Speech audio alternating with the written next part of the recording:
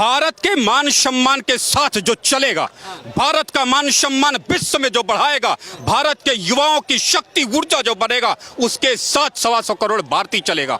Parliament की live museum में जाकर देखो, लक्ष्मीबाई तक की फोटो 6 इंच से छोटी मिलती है और कांग्रेसियों की इतनी बड़ी मिलती है।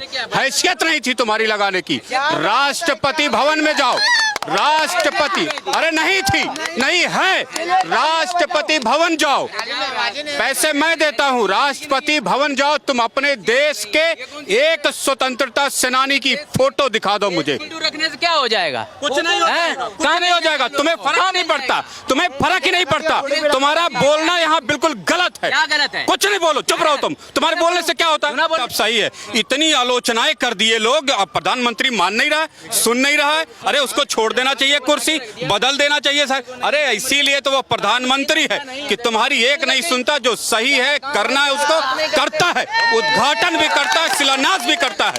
पहले जमाने में क्या था, शिलान्यास करते थे पंडित जवाहरलाल नेहरू और लाल बहादुर शास्त्री के टाइम पे उसका फीता कटता था। इतना समय अब नहीं लगता, अब जो हम शिलान्यास करते हैं उसका उद्घाटन करते हैं, टाइम में पूरा करते हैं। महामाई में उनसे ही करवाना चाहिए था। हर जगह अपने ही नहीं होना चाहिए था। इसका विरोध कर रहा है कि मैं नहीं आऊंगा, अगर उनसे कराओ तो मैं आऊंगा। ये तो कह रहे विपक्ष, ये तो कह रहे कि नहीं मोदी जी कहीं और करेंगे, मैं नहीं आऊंगा। कहीं और शिलान्यास कराएं, बुलाए सब आ जाएंगे। आपको लगता है राष्ट्रपति को बुलाना चाहिए? बिल्कुल बुलाना चाहिए। हर पब्लिक, हर आदमी कह रहा है। शिलान्यास के लिए किसी को भी बुलाया जाए ना बुलाया जाए वो अलग बात है। काम अगर कोई आदमी काम अच्छा कर रहा है तो वो एक दो मतलब अपनी पॉपुलैरिटी के लिए कुछ काम कर रहा है तो उसका विरोध नहीं होना चाहिए, क्योंकि वो कंट्री के अगर वो कंट्री के भले वो पॉपुलैरिटी के लिए काम कर रहा है, अगर कंट्री के डेवलपमेंट के लिए काम कर रहा है तो वो अच्छा है। अनएम्प्लॉयमेंट नहीं होना चाहिए, अगर वो कंट्री के डेवलपमेंट के लिए नहीं घटना चाहिए कुछ। नहीं, बड़ा मुस्कुरा दिए, क्या कह रहे हैं? देखिए सीधी सी बात मैं कह रहा हूं कि जिस पार्लियामेंट में आप पिछली बैठ रहे थे ना, वहां अपने देश के स्वतंत्रता सेनानियों की 6 इंच की फोटो रखने की हैसियत अब तक की सरकारों, मंत्रियों, विधायकों, सांसदों के पास नहीं थी। पार्लियामेंट की लाइव म्यूजियम में जाकर देखो, लक्ष्मीबाई तक की फोटो 6 इंच से छोटी मिलती है और कांग्रेसियों की इतनी बड़ी मिलती है। हैसियत नहीं थी तुम्हारी लगाने की। राष्ट्रपति भवन में जाओ, राष्ट्रपति, अरे नहीं थी, नहीं है, राष्ट्रपति भवन जाओ, पैसे मैं देता हूं, राष्ट्रपति भवन जाओ, तुम अपने देश के एक स्वतंत्रता सेनानी की फोटो दिखा दो मुझे। एक सेनानी की फोटो दिखा दीजिए, पुरानी जो संसद भवन की बात है। अरे ये तो गए होंगे, इन्होंने देखी होगी। तो कह रहे हैं, मैंने देखी है। भारत के इतने लंबी शासन के बाद भी किसी नेता, किसी सांसद और अब तक की तमाम 19 पार्टियों के जितने सांसद है ना, इनकी हैसियत नहीं एक फोटो रख दे 6 इंच की अपनी राष्ट्रपति भवन में। ऐसे राष्ट्रपति भवन को छोड़ देना चाहिए। फोटो रखने से क्या हो जाएगा? कुछ नहीं हो जाएगा, कहाँ नहीं हो जाएगा, तुम्हें फर्क नहीं पड़ता, तुम्हें फर्क ही नहीं पड़ता। तुम्हारा बोलना यहाँ बिल्कुल गलत है। क्या गलत है? कुछ नहीं बोलो, चुप रहो तुम। तुम्हारे बोलने से क्या होता है? क्या होता है? क्यों? फोटो रखने से भी ऐसे ही दिल बड़ा होता है, जैसे तुम क्यों रहे हो? मैं चीख नहीं रहा हूँ। जिस राष्ट्रपति भवन में लड़ाई नहीं की अपनी फोटो नहीं रख सकते हो, एक बात ये बताइए, हाँ तुम आपको महसूस करते हो। जब आज नई पार्लियामेंट बनी है तो उसके उद्घाटन में आने से शर्मिंदगी महसूस नहीं, गलत है। क्यों नहीं करा? भारत का प्रधानमंत्री चाहे तो सड़क पे झाड़ू मारने वाले से करवा सकता है, खुद चाहे तो खुद कर सकता है। इसमें किसी विपक्षी पार्टी का कुछ नहीं होता। कमेटी का अध्यक्ष होता है, उद्घाटन का कोई पता? पागलों को कुछ नहीं पता, अकलमंद को पता होगा। आपके पास कुछ नहीं है, आपके पास ही खाली कुछ नहीं है, बाकी के पास अकल नहीं। फर्स्ट प्रथम नागरिक होता है देश का। संसदीय कार्यक्रम का होता है, बिल्डिंग उद्घाटन के लिए नहीं हो। बिल्डिंग उद्घाटन नहीं है, वो पार्लियामेंट है। वो विधानसभा का भी वही था। क्या हो गया? क्यों पार्लियामेंट का नहीं होगा? आज से 70 साल पहले भी था, क्यों नहीं बनवा लिया? मैंने कहा आज तक जितने भी कांग्रेस के राज में हुए, सोनिया गांधी ने, मनमोहन सिंह ने ना करके पीएम होते हुए, और सोनिया गांधी ने उन उद्घाटनों को किया, उस टाइम क्यों नहीं एपीजे अब्दुल कलाम से करवाया गया? आज एपीजे अब्दुल कलाम से क्यों नहीं कराएगा, इनका सवाल है। तो बात कहने वाली है ना, उठाना चाहिए ना मुद्दा इसको। क्यों कांग्रेस उठा? मैं क्या पच कर रहा हूँ इसका? मैं तो एक बात है कि राष्ट्रपति वो पार्लियामेंट नहीं था, ये पार्लियामेंट वही तो पूछ रहे हैं, उस समय तो कांग्रेस कर रही थी। विधानसभा का एक हाउस होगा ना, अब हाउस कोई मायने नहीं रखता। एक हमारे 39 वही प्रधानमंत्री भारत का करे तब सही है। इतनी आलोचनाएं कर दिए लोग, अब प्रधानमंत्री मान नहीं रहा है, सुन नहीं रहा है। अरे उसको छोड़ देना चाहिए, कुर्सी बदल देना चाहिए सर। अरे इसीलिए तो वो प्रधानमंत्री है कि तुम्हारी एक नहीं सुनता, जो सही है करना है उसको करता है, उद्घाटन भी करता है, शिलान्यास भी करता है। पहले जमाने में क्या था, शिलान्यास करते थे पंडित जवाहरलाल नेहरू और लाल बहादुर शास्त्री के टाइम पे उसका फीता कटता था। इतना समय अब नहीं लगता, अब जो हम शिलान्यास करते हैं उसका उद्घाटन करते हैं, टाइम में पूरा करते हैं और टाइम से पहले पूरा करके इस देश को देते हैं। अभी कोई इमारत बनी नहीं है यार, अभी लाल किला बना, पार्लियामेंट बनी, बनेगा नहीं पार्लियामेंट बनी, पार्लियामेंट तो बन गई है। पार्लियामेंट जो है वो पहले बनी, अभी बनी, अभी बनी है, हाँ? अभी नहीं बनी है, अभी 28 महीने में बनी है अभी। 28 महीने में बनी। हाँ, तो इसका तो उद्घाटन राष्ट्रपति से कराना तो क्या गलत है, अगर करवा ले तो क्या बुरा है। मतलब आपको नहीं पता है कि पार्लियामेंट नहीं बनी? अरे बनी, बहस हो रही है, पार्लियामेंट नहीं और क्या है ये। यहाँ जिन लोगों को पीएम मोदी के उद्घाटन करने से दिक्कत है, तो यहाँ मोदी जी को योगी जी से करवाना चाहिए और दबा के तड़का मारना चाहिए उसमें। मोदी जी ना करके योगी जी करे और 24 में योगी आए। अच्छा, मोदी जी ने करे, अब योगी जी करे, योगी एक और बवाल हो। बवाल नहीं, लोगों को जिसको दिक्कत है उस दिक्कत पे पीएम से ना करवा के मुख्यमंत्री से करवाए और लोगों को दिक्कत हो। और लोगों को दिक्कत। अच्छा, हमारा जो सवाल मुख्य था वो तो हम छूट ही गया पार्लियामेंट के उसमें। 2024 का चुनाव है, विपक्ष एकदम एक हो रहा, क्या लग रहा है? विपक्ष के एक होने से कुछ नहीं होता। भारत के मान सम्मान के लिए जो लड़ेगा, 125 करोड़ भारतीय उसके मान सम्मान के लिए लड़ेगा और हम जीत भी तय करेंगे, विजय की डंका और भारत के विकास का रथ भी तय करेंगे। क्योंकि जो भारत के मान सम्मान से अपना मान सम्मान खराब समझता हो, मैं समझता हूं ऐसे नीच प्रकृति की सोच रखने वाले सांसदों को इस नई पार्लियामेंट में घुसने का ये देश मौका ही नहीं देगा। आप बताइए मुझको, आप मैं यहाँ सबसे मैं पूछता हूँ, जिस पार्लियामेंट में तुम्हारे देश के सुभाष चंद्र बोस, भगत सिंह, रानी लक्ष्मीबाई, तात्या टोपे, मंगल पांडे की 6 इंच की फोटो रखने की हैसियत ना हो, उसमें तुम्हें मान सम्मान मिलता है। और नई पार्लियामेंट जो जिसमें तुम अपने मनचाही व्यवस्था ला सकते हो, अपने मान सम्मान को अर्जित कर सकते हो, उसमें तुम्हें अपमान महसूस होता है। वो राष्ट्रपति भवन जहां 6 इंच की फोटो रखने की हैसियत आज तक किसी पार्टी, किसी सांसद, किसी विधायक मंत्री में नहीं हुई। जाके जिसको घूमना हो घूम ले। और मैं दावे के साथ कह सकता हूं, कोई सांसद अपनी मां का दूध पिया हो तो बताए कि आज तक राष्ट्रपति भवन में सुभाष चंद्र बोस की एक फोटो नहीं रखी गई। 19 वाइसरायों की बड़ी बड़ी 6 फुटा तस्वीरें क्यों रखी गई हैं? एक सुभाष चंद्र बोस, भगत सिंह, मंगल पांडे, लक्ष्मीबाई, किसी एक की फोटो राष्ट्रपति भवन में कोई बता दे। ऐसी एक बिल्डिंग को आप राष्ट्रपति भवन कहते। मैं राष्ट्रपति महामहिम मुर्मू से भी अपील करूंगा, ऐसी राष्ट्रपति भवन को त्याग करके झोपड़ी में रहो, भारत के मान सम्मान के साथ रहो, जिसमें अंग्रेजों ने तुम्हारे बेटों को अवसर ना दिया हो, आज्ञा ना दी हो, परमिशन ना दी हो कि तुम अपनी बेटों की तस्वीर रख के एक बार देख सको। ऐसी राष्ट्रपति भवन में राष्ट्रपति को भारत के रहने की क्या जरूरत है? ऐसी पार्लियामेंट में जिन सांसदों को बहुत मान सम्मान महसूस होता था, वो उसी पार्लियामेंट से काम चलाएं। मेरा देश अब नई पार्लियामेंट से चलेगा और वहीं से नई। लेकिन मुद्दा जो हमारा था, पार्लियामेंट का मुद्दा थोड़ा साइड करते हैं, 24 की बात करते हैं। गठबंधन हो गया है, क्या लग रहा है कि 24 में क्या होगा इस बार? भारत के मान सम्मान के साथ जो चलेगा, भारत का मान सम्मान विश्व में जो बढ़ाएगा, भारत के युवाओं की शक्ति ऊर्जा जो बनेगा, उसके साथ 125 करोड़ भारतीय चलेगा, 125 करोड़ भारत के युवा चलेंगे, तब जाके ये भारत बनेगा। और इसके लिए मोदी सबसे परफेक्ट व्यक्ति है और उन्हीं के साथ ये देश चलेगा। क्यों? अगर किसी को प्रॉब्लम है तो बताए वो देश की कौन सी तस्वीर लेकर के आ रहा है, क्या बनाना। उंगली पीछे उठा दी है आपकी जी, क्या कह रहे हैं? देश का पीएम बनेगा 2024 में अरविंद केजरीवाल और कांग्रेस सरकार मिलके सरकार बनाएगी। 200 करोड़ के घोटाले, नया 200 करोड़ के घोटाले करने वाले, करोड़ों के पर्दे में रहने वाले और कोरोना में दवाई नहीं, नर्सों को भोजन तक न दे पाने वाले देश के प्रधानमंत्री बनेंगे। अरे गर्क, बेड़ा गर्क तो दिल्ली का कर रखा है, यमुना पॉल्यूशन नाग जैसी काली है।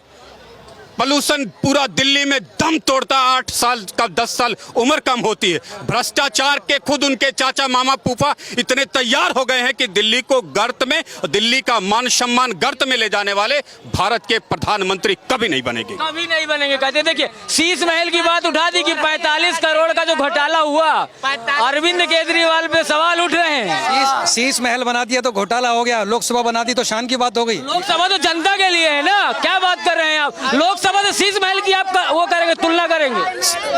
तो शीश महल भी केजरीवाल के पट्टे पर नहीं लिखी है, उसमें भी कोई प्रधानमंत्री तो लिखा है, जो दूसरा मुख्य फ्री दारू तो लिखी है। पॉल्यूशन का चिट्ठा जो दिल्ली में पिछले 10 सालों से हम झेल रहे हैं, 18,000 बेटियों का दिल्ली में हुआ रेप तो दिख रहा है आपको। आप ये सोच रहे हैं कि घोटालेबाज, बेईमान, नीचता की पराकाष्ठा पे चले जाने वाला, दंगाइयों के साथ देने वाला वो प्रधानमंत्री बनेगा, वो प्रधानमंत्री बनेगा। जी माइक भी देख लीजिए। ये गोदी मीडिया कभी भी सच्चे समर्थकों की आवाज नहीं उठाएगी। नहीं, गोदी मीडिया ये आपकी आदत सबसे बुरी है। जब आप पे सवाल खड़ा हो जाए तो गोदी मीडिया, जब सवाल खड़ा कर दो 45 करोड़ का घर नहीं बनवाया है, बताइए आप मुझे। 45 करोड़ का घर केजरीवाल ने अपने पट्टे पे लिख लिया, आप मुझे इस बात का जवाब क्यों बनवाया है? कहते हैं मैं घर नहीं लूंगा, बंगला नहीं लूंगा, गाड़ी नहीं लूंगा, क्यों लिया फिर? हाँ, वो त्यागी आदमी है केजरीवाल। खड़े हो जाए तो गोदी मीडिया। IIT पास डकैत है। मैं इनको कितना समय दे रहा हूँ? आप मेरे ऊपर सवाल खड़े कर रहे हैं, मैं आपको माइक दे रहा हूँ, आप कह रहे हैं गोदी मीडिया। अब मैं आप क्या कह रहा हूँ, 45 करोड़ का घर बनवाया कि नहीं बनवाया? बनवाया। दोगला हो तो उसकी बातों को कौन मानेगा? एक क्या कह का स्टेटमेंट ही दोगलेपन की हद पार कर रहा हो तो उसकी बात का, उसके कैरेक्टर का यकीन कौन करेगा? रुक जाइए। ऐसे डिबेट होती है। नहीं, आप बताइए। अब अपना खटका बंद रखिए मेरा। हाँ, बताइए। अब मेरा सुन लीजिए। अरे एक मिनट रुक जाओ भाई। आपने कहा केजरीवाल पर आपने आरोप लगा दिया। केजरीवाल त्यागी आदमी है, अपने लिए कुछ नहीं कर रहा। वो भारतीय जनता पार्टी का जब सीएम कैंडिडेट जीत कर आएगा वो उसी शीश महल में रहेगा। वो त्यागी आदमी है। केजरीवाल कहते हैं त्यागी आदमी, थोड़ा पीछे आ जाइए, उसका काम कह रहे हैं केजरीवाल त्यागी आदमी है। त्यागी नहीं, भोगी आदमी है, भोगी आदमी। जो व्यक्ति दंगे के टाइम पे दंगाइयों के साथ खड़ा होकर के उसका पक्ष लेता हो और अपने ही राज्य की बेटियों का, जिनकी हत्या कर दी गई, जिन बच्चों को मार दिया गया, उसके साथ खड़ा होने की जिसकी हैसियत नहीं होती हो। दिल्ली से 10 किलोमीटर दूर दंगे हो रहे थे, पजामे में इतना दम नहीं था कि भजनपुरा जाके खड़ा हो जाए लोगों के साथ। दंगाइयों के साथ खड़ा होना चाहता है, मरते हुए लोगों के साथ। मैं इनके बराबर पढ़ा लिखा था नहीं हूँ, पर श्रीमान जी ने एक नदी का उदाहरण दिया कि यमुना काली हो गई है। श्रीमान जी, गंगा भी कानपुर में जाके काली के मटमैली कीचड़ वाली हो जाती है। मोदी ने और योगी ने इन्होंने डंके की चोट पे कहा था हम गंगा को साफ कर देंगे। चलो मेरे साथ बात करो। कानपुर में अगर दम हो तो गंगा जी में डुबकी लगा के दिखा देना। में रहते हुए, चीफ मिनिस्टर रहते हुए, ये अधिकार नहीं है कि तुम साफ पानी पी लो और उसमें नाले का जहर घोल दो, बाकी आगे अभी इन्होंने एक बात कही कि केजरीवाल और कांग्रेस का गठबंधन हो जाएगा। यही केजरीवाल है जो भर भर के गाली देते थे। आज कांग्रेस के नेता सवाल कर रहे हैं कि केजरीवाल पहले सोनिया गांधी से माफी मांगे, राहुल गांधी से माफी मांगे, तब आगे बात होगी। तो कैसे गठबंधन हो जाएगा? अब राजनीति में तो चलता रहता है। कर्नाटक में आप देख लीजिए क्या हुआ। मोदी है तो मुमकिन है, 64 सीट पर रह गए ना। मोदी है तो मुमकिन है। सवाल खड़ा कर दिया, कर्नाटक में क्या हुआ? अब जवाब दे दीजिए। कर्नाटक में जो हुआ, कर्नाटक में जो हुआ वो बेहतर हुआ। भारतीय जनता पार्टी की अपनी गलती से हुआ। 36,000 मंदिरों पर सरकारी नियंत्रण था, वादा करके मुकर गए, नतीजा उनको भुगतना पड़ा।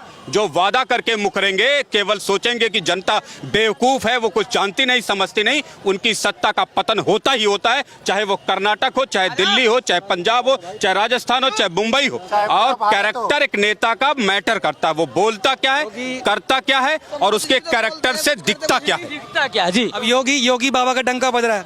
अंध भक्तों ने इतना डंका जोर से बजा दिया, पुलिस ये वो, पुलिस एनकाउंटर, 2 आदमी की लुगाइयां फरार हैं। अभी तक क्या पुलिस उनको ढूंढ नहीं पा रही है? उन्हें एक पे 50,000 के नाम रख दिया, एक पे 60,000 के नाम रख दिया। वो लुगाइयां किसकी सेवा कर रही है? एक अंसारी की लुगाई फरार है और एक अतीक अहमद की लुगाई फरार है। कौन पकड़े कौन है? हम पकड़ेंगे जाके उन्हें? वो तो पुलिस पकड़ेगी। कहाँ? तो पुलिस ने अतीक अहमद ये इनको कैसे पकड़ लिया? पुलिस इसका मतलब नाकाम है? नाकाम नहीं है। क्यों नाकाम नहीं है। एक बुर्का जानते हो, बुर्का, बुर्के के पीछे छिपे हुए बैठी हैं कहीं। जिस दिन बुर्का उतरेगा कहीं पकड़ी जाएंगी, पकड़ी जाएंगी। जितने दिन उस बुर्के में दुखी- कैसे क्यों लगता है केजरीवाल प्रधानमंत्री बन जाएंगे? थोड़ा बता दीजिए ब्रीफ में। केजरीवाल में देखो इतने उनमें लाजवाब गुण है। लाजवाब, मनीष सिसोदिया का मन कर रहा है। मनीष सिसोदिया, भाई तालियां बजा दो। लाजवाब गुण वाले, बता रहा हूँ ना मैं। भ्रष्टाचार का साड़ू, मामा, फूफा, चाचा, ताऊ सब बन गए हैं केजरीवाल। दारू पर एक कर एक पर फ्री। कह रहे हैं भ्रष्टाचारी हैं। जवाब आपने कोई- सुना इस देश में जो देखो, अपने बच्चों को शराबी- दारू बांटता हो, नशा बांटता हो। हाँ, तो भी तो लाजवाब केजरीवाल तो है ही है। दारू बांट करके, फ्री के लॉलीपॉप बांट करके, भ्रष्टाचार की रोटी खा करके अरविंद केजरीवाल के जितने ऊपर नीचे नेता है सब 100 करोड़ के घोटाले में बुक हो गए हैं।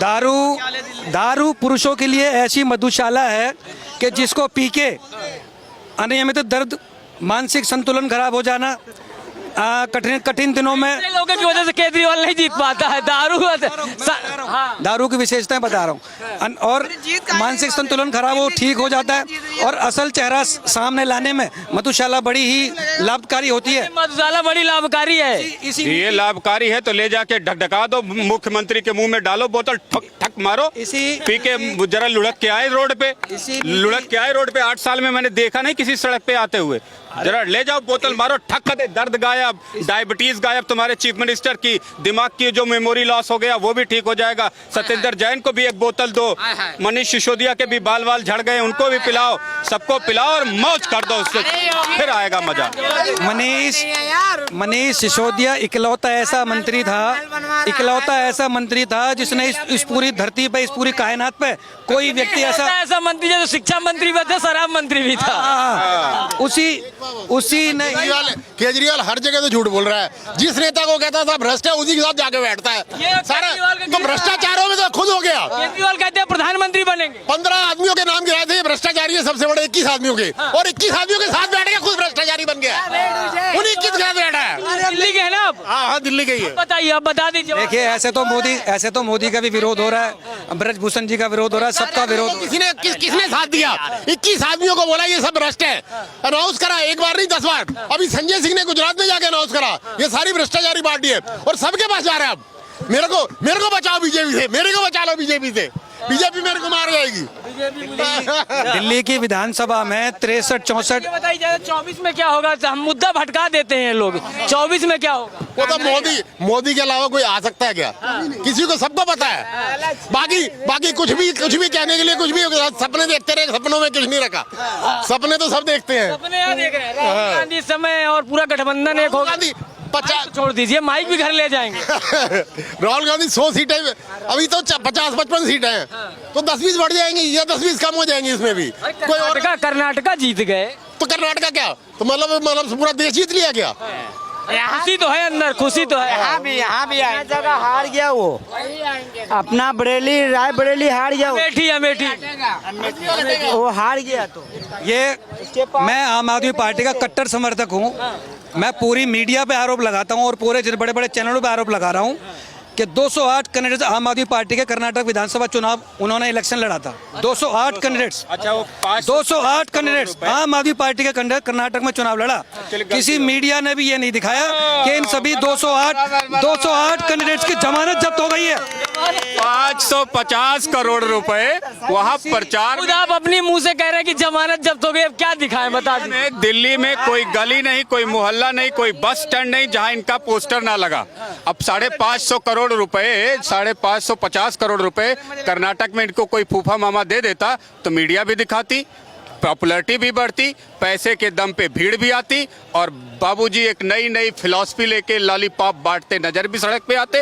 वो सब हो नहीं पाया, इसलिए दिक्कत हो गई कर्नाटक में। चलिए, बहरहाल 2024 के चुनाव और संसद भवन का विवाद तो है ही है।